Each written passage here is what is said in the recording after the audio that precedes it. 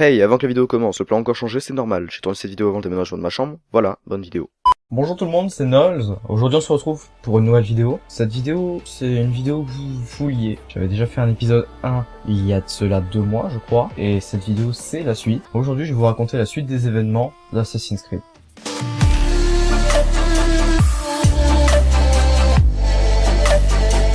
Donc la dernière fois, nous nous étions arrêtés à Assassin's Creed 3, il me semble. Aujourd'hui, je vais vous raconter un petit peu Black Flag et Rogue de mon point de vue. Je ne vous parle pas de Unity, pourquoi? Parce que je n'y ai pas encore testé, je n'ai pas encore eu l'occasion de le tester. Je ne ferai pas de let's play d'Assassin's Creed Unity sur ma chaîne, pourquoi? Parce que Dune est déjà sorti il y a pas mal de temps. Hein. Je m'autorise des jeux un petit peu rétro qui datent d'il y a 10 ans, mais Assassin's Creed, en fait, c'est un jeu que j'apprécie tellement que je préfère l'apprécier moi. C'est le genre de jeu que j'aime beaucoup prendre du temps, donc c'est voilà.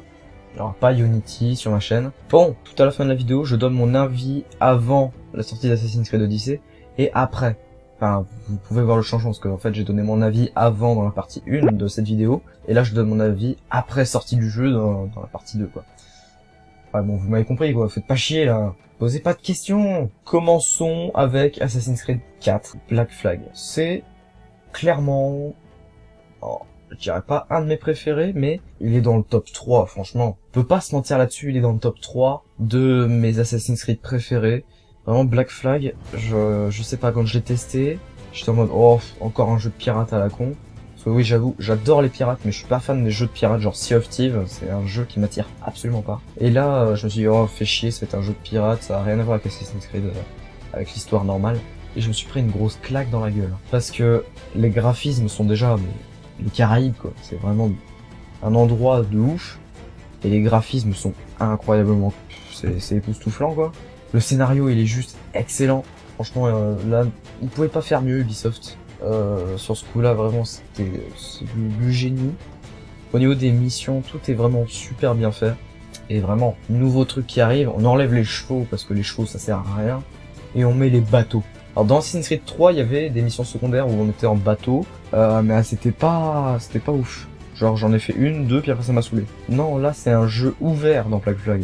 Un jeu ouvert en bateau. Enfin, en même temps, tu me diras, c'est un jeu de pirate, donc s'il y a pas de bateau, et si tu peux pas en contrôler, tu peux logique quoi. Donc le jeu se passe dans les Caraïbes, comme vous l'aurez compris, c'est un petit peu, voilà, c'est Pirates des Caraïbes. C'est la même époque, c'est le même style, et c'est encore plus pété, je vous jure. Donc vraiment, ouais, c'est le style Pirates des Caraïbes à fond. Pour ceux qui aiment bien le film, moi personnellement j'aime bien, j'adore. Ben voilà, on a plusieurs villes où on peut aller. Je sais pas parce que c'est les Caraïbes qu'en fait c'est que des îles un peu partout. Il y en a des îles un peu partout, ça c'est clair que je vous affiche la map, il y a des îles partout. Mais en termes de villes, on a le droit à la Havane, qui est quand même une ville super grande. Franchement j'étais content de jouer à la Havane. On a aussi Kingston je crois. Donc la capitale de la Jamaïque. Je sais plus comment ça s'appelle, enfin vous verrez, je vous mets la map, de toute façon je vous mets la carte par là. Vous pouvez voir les villes principales et tout ça. Et si on commençait un petit peu l'histoire, puisque là je vous raconte un petit peu le gameplay, mais on s'en fout. Hein. Donc l'histoire c'est Edward Kenway, le grand-père de Connor Kenway du 3. Donc dans le 3 on joue Connor Kenway, dans le 4 on joue Edward Kenway qui est son grand-père. Son fils du coup est Etham le Templier, si vous vous souvenez de la partie 1. Donc Edward Kenway, un putain de gros pirate bien badass. Franchement il est méga stylé comme mec. Au début quand on commence le jeu on est genre dans une bataille navale, enfin ça part en couille. Bah les pirates ont réussi à dégommer le bateau, donc du coup le bateau échoue. Et bizarrement il reste que 2 putains de personnes. Il pouvait rester tout l'équipage entier, mais non il reste 2 personnes. Donc il reste qui à votre avis hein, ça paraît tellement logique, ça saute aux yeux là. Il reste Edward Kenway et l'assassin. Oui, ça paraissait logique, je suis désolé. Et qu'est-ce qu'ils ont fait? Ils ont baisé? Non. Non, non! L'assassin, il est parti en courant. Le mec a pas cherché à comprendre, il est parti en courant. Il sait pas qu'il est sur une île et qu'il y a rien d'autre. Non, il est parti en courant, ce con. Du coup, Edward, qu'est-ce qu'il fait? Bah, il le poursuit. C'est logique, non? Bah, je sais pas, hein. Je sais pas. Bonjour, comment tu t'appelles? Ah non, mais attends, mais... Oh, putain, mais viens là! Du coup, l'assassin, il le prend mal. Il pense qu'il est en course-poursuite alors qu'on veut juste savoir qui c'est. Un peu con quand même ce mec. Pas le plus futé des assassins, putain. Et on le tue. Alors au début, moi quand j'ai commencé le jeu, je me suis dit putain mais merde, c'est un assassin censé être mon allié, je veux dire, c'est... Merde. Et là on le tue. Je suis un templier ou quoi? On a plus d'habits, on est juste moche. Donc on prend ses habits, et on tombe sur des gars de la Havane, des gardes, qui sont en train d'emmerder un pêcheur. Qu'est-ce qu'on fait? On tue les gardes, On va voir le commerçant, on lui dit vous êtes sauvé, voilà, nanana, on prend son bateau, on le tue, non, je déconne. Non, sans déconner, avec son bateau, il nous emmène à la Havane, et c'est là que commence réellement l'histoire, et ça part un petit peu en couille avec les Templiers qui arrivent. Je sais plus trop, ça fait longtemps que j'ai pas joué, donc je sais plus trop ce qui se passe au milieu, mais je peux dire qu'il faut raconter la fin, hein, parce qu'il y a une barrière anti-spoil, hein, mais je m'en fous. Hein. Au moins vous aurez été prévenus. Hein. Edward Kenway, au fur et à mesure de l'histoire, évolue en tant qu'assassin et en tant que pirate. On peut faire évoluer le bateau et tout, on peut également faire évoluer au niveau de son arsenal et tout ça, c'est logique quoi. Et le but principal en fait dans cet Assassin's Creed, c'est de retrouver encore une fois un artefact. On tombe sur un autre pirate qu'on croit gentil au début, hein, on croit gentil. Et au final c'est un gros fils de pute. Là, il y a le fils de pute. Le pirate, il est là. Au début, ouais, j'aurais été gentil, il nous dit... faut que je retrouve un artefact dans un ancien temple oublié, tu vas m'accompagner, tu vas m'aider, il y a des indigènes sur place, on va les calmer, tout ça. On arrive sur place, on fait tout le truc, tout ça, on récupère l'artefact, ça part en couille parce qu'il y a tout qui s'écroule. Et là le mec, qu'est-ce qu'il fait? Il nous pousse. Du coup on arrive à s'échapper, tout ça, puis on arrive sur la plage, où il y a tous ces mercenaires. Là les mercenaires, ils font quoi? Ils nous baffent, ils nous tuent même pas, ils nous baffent. Et puis là t'as le pirate, le gros connard qui arrive, il fait... T'es qui toi? Ta gueule, non, tu vas rester sur ce type, ta gueule. Et là, il se barre. Avec l'artefact. L'artefact, je le rappelle, qui sert à contrôler des milliers de gens par la pensée. On finit par tomber dans les pommes, on fait des rêves chelous, c'est vraiment incroyablement bizarre. Et là, comme par hasard, il y a le bateau d'Edward qui arrive, qui nous sauve, voilà, tranquille. C'est complètement improbable. Entre temps, on avait contacté les assassins aussi, du coup on les a dans notre poche. Je sais pas, t'as tué un assassin au début, et puis à la fin, ils sont potes avec toi. À la fin, on arrive à retrouver ce pirate de Médeux, de connard, de je sais pas quoi.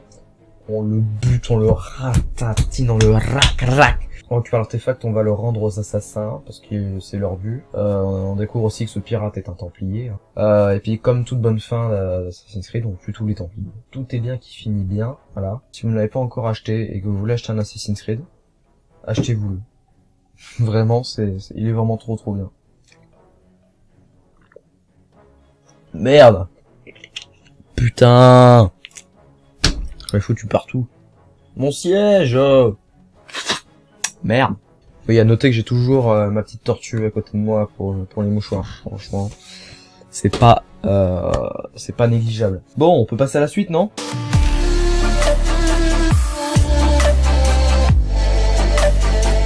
Assassin's Creed Rogue. Oui. Bah oui. Bah non, oui, mais j'ai pas le choix. Qu'est-ce qu'il y a? Tu veux pas que Rogue, non? Ça, non. J'ai pas le choix, c'est quand même le 5e. Sans Rogue, il y aurait pas Unity. Tu vois, tu comprends, non? Mais oui, mais j'ai pas le choix. Assassin's Creed Rogue. Je sais pas comment le décrire, lui. Parce que autant Black Flag, c'est un pur bonheur d'y jouer et d'y rejouer, voilà, quoi. Autant Rogue, fait chier d'en parler, hein. Parce que c'est pas une réussite. Celui-là, c'est pas... Déjà, je pense que celui qui l'a créé, c'était pas une lumière. Le personnage principal, c'en est pas une non plus. Bref. Dans Assassin's Creed Rogue, on contrôle un Templier. Elle est belle cette règle, hein. Qui était au départ un assassin. Je tiens à le préciser quand même, ce mec était un assassin au départ. Il s'est rebellé parce que pour lui, la liberté d'expression, c'était pas ça, enfin voilà. T'es con ou quoi? Les Templiers, ils ne défendent rien, ils attaquent. Et eux, ils attaquent quoi? Ils attaquent justement la liberté d'expression. Ils veulent la dictature à fond. Et les assassins, ils veulent la liberté d'expression. Démocratie. Je vous laisse deviner lequel parti est le mieux. Un petit peu logique, non? Et là, dans Rogue, il arrive le mec. Ah, mais ouais, mais je fais pas tuer pour rien, moi. Ta gueule, tu tues pas pour rien, c'est des putains de Templiers. Si tu les tues pas, ils vont faire une dictature et ça va devenir du n'importe quoi. Ah ouais, c'est ça, je me barre. Le mec, il pouvait se barrer, ouais, bon, d'accord, il pouvait démissionner. Il pouvait juste partir des assassins et puis faire sa petite vie, quoi. Qu'est-ce qu'il fait? Il rejoint les Templiers, ce con. Mais il est complètement abruti. On va se calmer. Calme-toi. Calme-toi. Calme-toi. Compte jusqu'à 3. Calme-toi. 1, 2, 4! Et ça aurait pu s'arrêter là. Genre, le mec rejoint les Templiers. Et puis on contrôle un autre mec parmi les assassins. On va le buter. Et voilà, ça s'arrête là. C'est très bien. Il a fait quoi, ce mec, là? Et à la fin, il tue tous les assassins. Ah. Elle est belle, sa vie. À la fin, il fait une dictature. Elle est très belle, sa vie. Non, c'est nul. Scénario de merde. Je suis désolé. Du coup, pour revenir sur l'essentialité du jeu, parce que là, on part trop loin, on part beaucoup trop loin. Le jeu se passe à la même période, enfin, un petit peu avant Connor dans le 3. Il se passe à la même époque que Ethan Kenway, en fait. Donc c'est avant que Connor Kenway naisse, mais c'est après que Ethan Kenway soit arrivé à New York pour peupler en mode Templier badass. Là, le petit... oui, parce que le mec s'appelle Shay Cormac, hein, le Templier, enfin l'assassin qui devient Templier, enfin c'est un bordel. Le mec s'appelle Shay Cormac, alors déjà tu t'appelles Shay, je sais pas, achète-toi un nom, parce que là vraiment ta mère t'a donné un nom de merde. Non, puis sans déconner, c'est quoi cette révolution de devenir un Templier, mec? T'as cru que Dieu il allait te sauver? Et puis, qu'est-ce qu'elle en dit, ma tortue? Je te nique ta mère.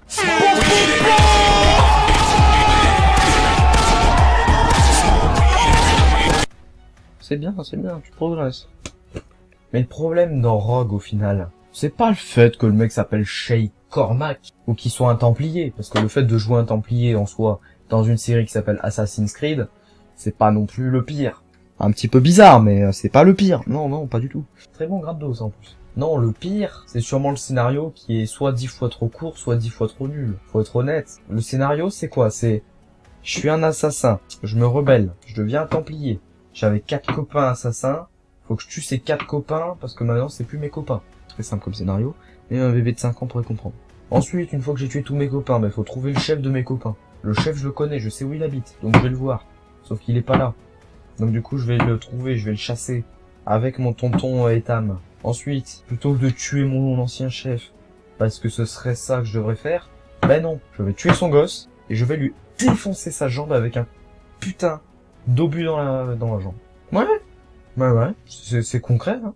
Je vois pas de quoi vous voulez parler, c'est super concret.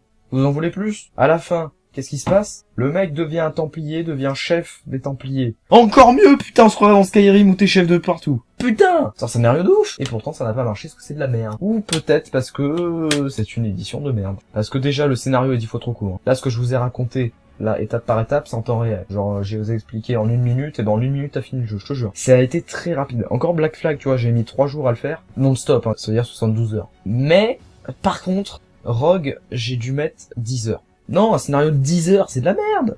Oui, c'est toujours Assassin's Creed, je veux dire. La bande son est exceptionnelle, les scénarios est à chier, les graphismes sont super beaux, sachant qu'ils sont un petit peu, même beaucoup pompés de Black Flag, il n'y a pas eu beaucoup d'améliorations, le gameplay est exactement le même que dans Black Flag, en fait c'est tout pompé de Black Flag juste pour sortir un nouveau jeu. Le jeu aurait pu être bon, sauf quand ils ont annoncé que Unity sortirait en même temps, pour PS4, Xbox One, PC, et que Rogue sortirait pour PS3, Xbox 360 et PC. Tu pouvais pas soit ne pas faire de Rogue, soit faire que Rogue, soit faire que Unity. Mais pas les deux en même temps, surtout pas... C'est même pas sur la même console. Non, mais j'ai même pas d'explication à ça, c'est de la merde. Genre, c'est bien, dans un sens où ils ont apporté une suite à Black Flag, un petit peu indirect, pour les joueurs PS3 Xbox 360 qui pouvaient pas se permettre d'avoir la PS4. Parce que c'était un petit peu la PS4, c'était la nouvelle génération, tout ça. Je suis d'accord. Dans ce cas-là, fallait pas sortir Unity sur PS4, fallait sortir sur PS3, hein. Ou alors faire l'inverse. Fallait juste tout sortir sur PS4. Parce que là, vraiment, c'est de la merde. Je veux dire, il y a des gens qui peuvent pas jouer à Rogue parce qu'ils ont que la PS4, il y a des gens qui peuvent pas jouer à Unity parce qu'ils ont que la PS3. Les seuls qui sont bien dans toute cette merde, c'est les joueurs PC.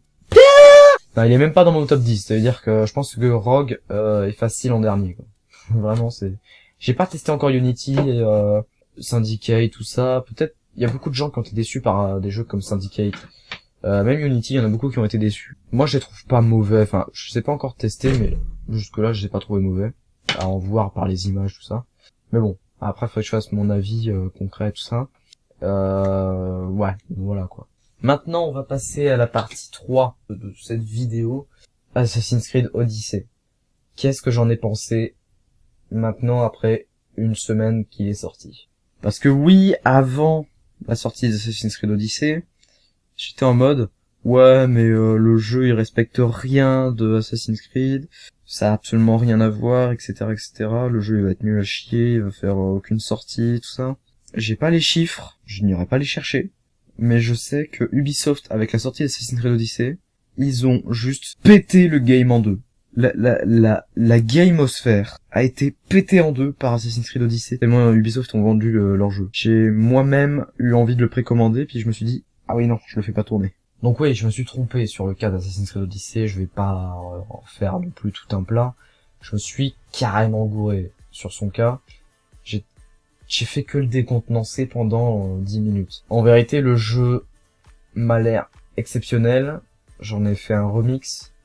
J'ai beaucoup de potes qui m'ont fait la remarque, qui m'ont dit « Mec, t'as dit que le jeu était nul à chier, tu fais un remix pour faire de la pub. Qu'est-ce qu'il y a pas dans ta tête ?» Ils ont fait pipi dans votre tête. Bref, sur ce, j'espère que ça vous aura plu. N'hésitez pas à lâcher un petit pouce bleu, à partager cette vidéo et à mettre un petit commentaire pour donner votre avis, ça fait toujours plaisir. Et si vous ne connaissez pas la chaîne, vous connaissez le topo, vous vous abonnez et la cloche plus si affinité. Et j'ai envie de roter. C'était de la merde. Je vous donne rendez-vous la semaine prochaine. Ciao.